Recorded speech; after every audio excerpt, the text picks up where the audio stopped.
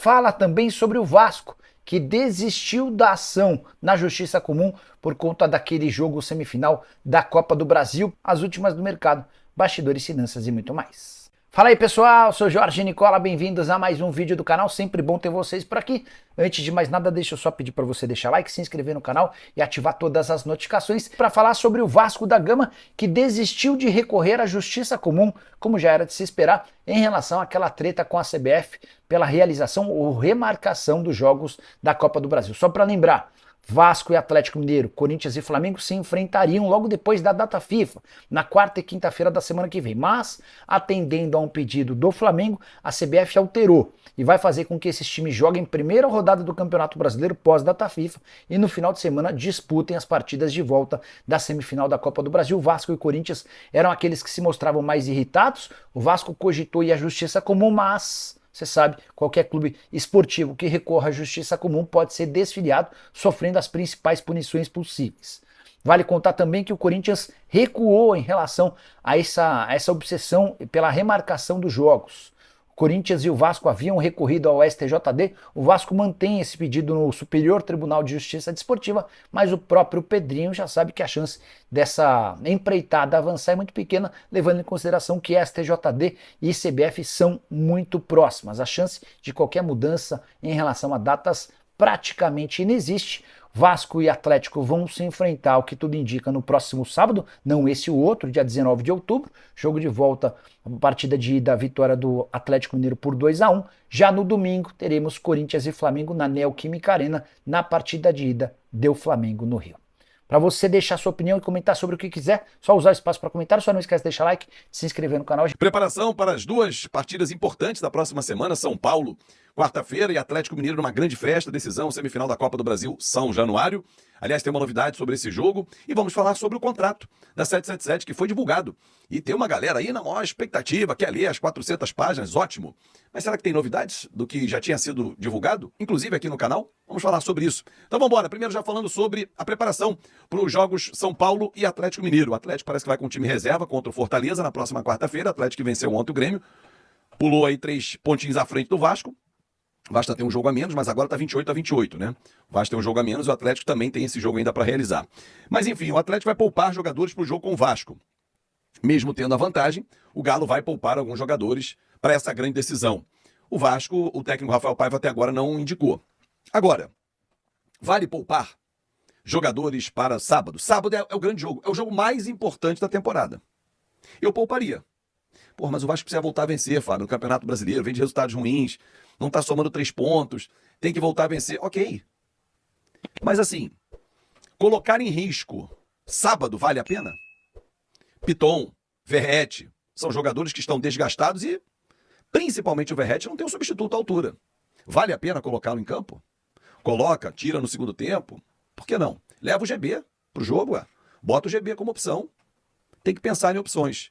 E eu espero que o Rafael Paiva esteja aproveitando esses 10 dias de data FIFA para isso, para ensaiar uma jogada, que o Vasco não tem uma jogada, uma jogadinha de bola parada, não é aquele cruzamento para dentro da área, a louca, sobe alguém aí e cabeceia. Não, jogadinha, trabalhada, uma raspada no primeiro pau, não tem. O Vasco não tem. Isso aí é uma deficiência do trabalho do Rafael Paiva, que tem muitas qualidades, mas tem esse defeito. O Vasco não apresenta uma jogada de bola parada. A bola é sempre alçada na área, com bola rolando a bola parada, buscando o Verratti ou os zagueiros numa bola parada que esteja na área. Ponto. Não tem uma jogada trabalhada, 1-2, uma saída de lado no escanteio, na falta lateral, uma raspada no primeiro pau para jogar lá em cima. Não tem. Isso não existe. E que ele esteja aproveitando essa parada da FIFA para organizar. Bom, vamos mergulhar então nesse assunto chamado Contrato 777. Hoje começou a circular nos grupos, né, depois da liberação da juíza de São Paulo, da revelação do contrato da 777. Pô, aí uma galera assim, agora sim, a gente vai ver o que os caras fizeram, não sei o quê. Gente, eu peguei o resumo que foi enviado para mim e vi a matéria publicada pelo Rodrigo Capello. Não tem nenhuma novidade. Quem acompanha o canal, acompanha o que eu venho dizendo desde a confecção lá do contrato, das cláusulas de aportes, das datas, das cláusulas, caso não pagasse. Os conselheiros que falaram, Evanil Ribeiro, Orlando Donin, o Júlio Brandt, tem um podcast, vou deixar no final do vídeo, inclusive, para você assistir, se você quiser, a entrevista do presidente à época, Jorge Salgado. Entre vários papos que tivemos, o próprio Roberto Estrada participou de um podcast também. Gente, não tem nenhuma novidade. Ah, mas então por que que escondiam tanto esse contrato? Todo contrato, e quem aqui está assistindo o vídeo já assinou, tem a cláusula de confidencialidade. Eu tenho contratos firmados com empresas, já assinei, tem com a JB, por exemplo, com uma outra empresa, mas empresas comerciais, existe a cláusula de confidencialidade normal. Agora, o que eu soube do segundo contrato de acionistas, que é uma cláusula que essa, se for divulgada, atrapalha o Vasco, e esse contrato não foi divulgado, esse sim, pelo que soube, que se for divulgado, atrapalha na futura venda. Porque ali esmiuça detalhes da venda. Então o mercado vai saber de detalhes que o mercado não pode saber. Porque aí o mercado vem para cima do Vasco com a faca e o queijo na mão e o Vasco perde o poder de negociação. Agora, prazo do contrato, prazo para o pagamento dos aportes, atraso no pagamento do aporte no primeiro ano era permitido até 30 dias, cláusula de subscrição, tudo isso já estava dito. Se no segundo aporte, que seria feito agora em setembro, eles não fizessem, no dia seguinte o Vasco poderia executar a cláusula de subscrição, comprar por R$ 1.000 as ações que não foram executadas pela 777. Isso tudo foi dito, não tem nenhuma novidade.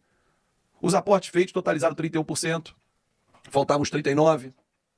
Gente, me diga, se vocês me disserem uma cláusula, algo que você leu, que você nunca ouviu falar, olha, que eu li bastante coisa. Agora, tem um fato e uma discussão que está além da abertura, vamos dizer assim, do contrato, que é a questão da KPMG, que está cobrando um valor quase de 30 milhões de reais por conta da intermediação do contrato, e o Vasco está brigando com a KPMG porque o contrato não foi totalizado, não foi integralizado. Então entende o Vasco, e está buscando na justiça esse entendimento também, que não deve pagar a totalidade da comissão, já que o contrato não foi firmado até o fim, não foi efetivado até o fim. Aí é uma questão de entendimento jurista.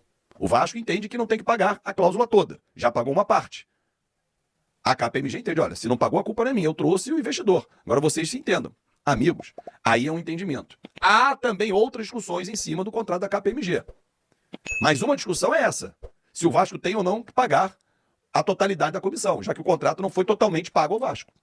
Existem outras discussões subsequentes desse mesmo contrato, que virão à tona em breve.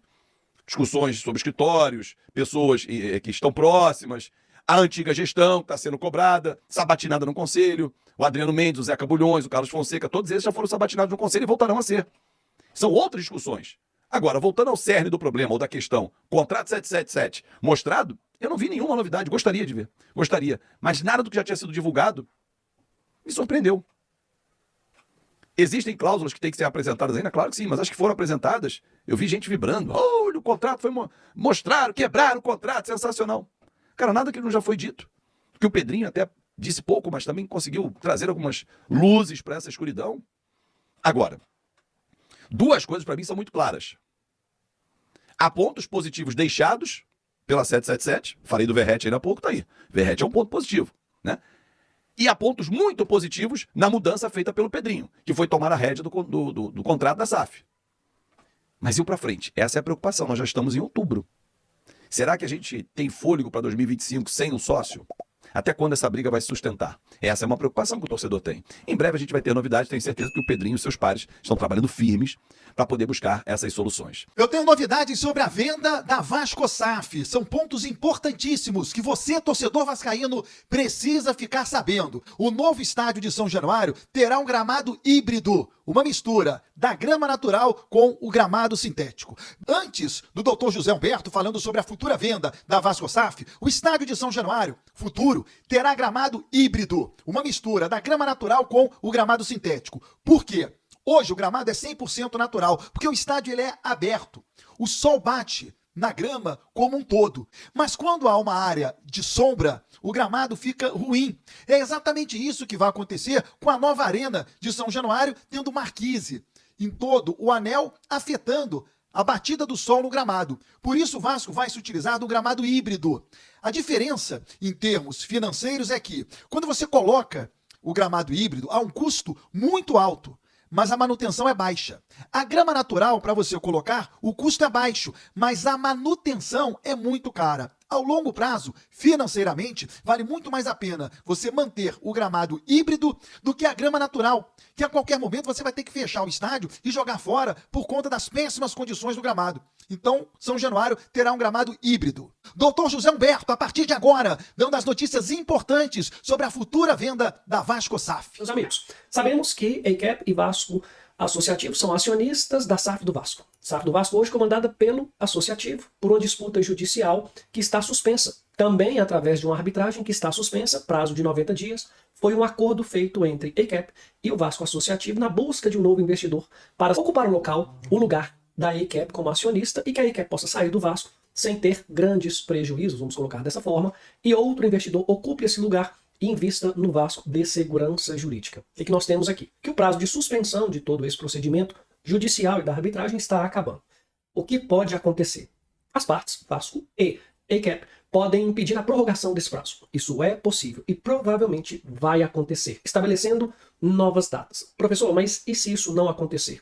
Teremos o prosseguimento de ambos. No caso da liminar que deu o controle para o Vasco, há um recurso da ACAP, que é a 777, para retomar o controle da Vasco SAF. Então esse recurso será julgado, evidentemente, se não permanecer a suspensão, dando o controle à ACAP ou mantendo o Vasco Associativo como controlador dessa SAF. O que é de positivo na suspensão ou na permanência de suspensão, né, mantendo essa suspensão para fins de negociação? Porque, de acordo com o que é informado pela mídia, nesse acordo de suspensão do judicial e da arbitragem, caso a ACAP vá negociar essas ações, ela precisa dar ciência ao Vasco Associativo. E precisa ter a anuência do Vasco Associativo. Ponto positivo, dá segurança ao Vasco de que um terceiro que vai ocupar essas cotas, né, essas ações, perdão, ele terá que consultar o Vasco, terá que ter, né, precisará da autorização, da anuência do Vasco Associativo para ingressar no clube. Segunda informação importante, a ACAP está à beira da falência e sabemos que ela está vendendo patrimônio fora do país. A notícia é de que os clubes de futebol que a ACAP possui estão à venda. Isso dá a entender que os clubes serão vendidos. Não é isso. E sim a participação acionária. Igual a ACAP tem a participação no Vasco, com um percentual de ações, é essas ações que podem ser negociadas, não o clube. O clube, no caso, Vasco, SAF, é uma outra entidade, é uma outra pessoa, é uma pessoa jurídica independente, tem um CNPJ e vida própria. Quem participa e tem propriedade nela é o Vasco Associativo, tem a ACAP agora, substituindo a 777, e ainda temos ações que deveriam ter sido adquiridas, né, nesse acordo, isso não aconteceu, por conta da demanda judicial. Terceiro ponto, essa decisão do Vasco de assumir o controle por conta da iminente insolvência da ACAP, da 777, foi correta? Agora percebemos que sim. Essa decisão foi certa, correta e tomada no momento adequado, porque percebemos aí que o cenário seria realmente desastroso se o Pedrinho não tivesse assumido o controle da sociedade. Outra informação importante. Pessoal, existem outros credores da ACAP, inclusive a Lidenhall.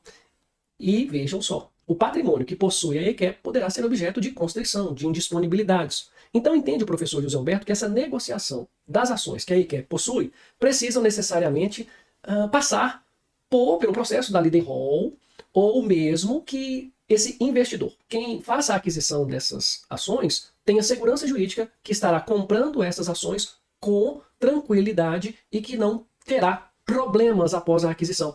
Como se fosse uma evidente fraude, né, de vender sem fazer a quitação lá de um processo judicial, que é da Lidenhall, que é um credor da ACAP. Veja que a ACAP, lá na Inglaterra, em relação ao Everton, fez o aporte de 200 milhões de libras de empréstimo e já está aceitando receber 66 milhões desse valor e o restante em ações do clube. Ou seja, está aberta a negociações bem agressivas, porque precisa capitalizar. E vejam só a diferença aí do valor aportado para o valor que vai receber, o resto em ações. Sabe-se lá qual valor essas ações terão, mas nos mostra também que aquele investidor lá no Everton, que tem a intenção de pagar esse valor, precisará também ter segurança jurídica quanto aos outros credores da ACAP. Veja que nós temos um acionista no Vasco que está à beira da insolvência, ou já insolvente à beira da falência. E por essa razão coloca toda a estrutura da SAF em risco. Por quê? Como um investidor fará esse aporte financeiro, assumirá essa posição dentro da SAF sem segurança jurídica de que comprará essas ações com tranquilidade e sem intervenção de terceiros credores. Fato é, pessoal, que o investidor dentro desse cenário aí, ele tem também uma boa condição de negociação, já que ele tem um sócio falido, praticamente, e um outro sócio que precisa de muito recurso, né, para gerir o futebol. Isso tudo implica, evidentemente, em reflexos na negociação favorável para o investidor. Obrigado sempre ao Dr. José Humberto. Bons esclarecimentos para você, torcedor vascaíno. Família, ficamos aí com o nosso giro de notícias do Vasco da Gama. Para você que gostou do tipo de conteúdo, já chega deixando seu like, se inscrevendo no canal, ativa também o sininho de notificação para você ficar por dentro de tudo e não estar perdendo nada. Um grande abraço aí no seu coração, até o próximo vídeo. Vamos que vamos, vamos para cima.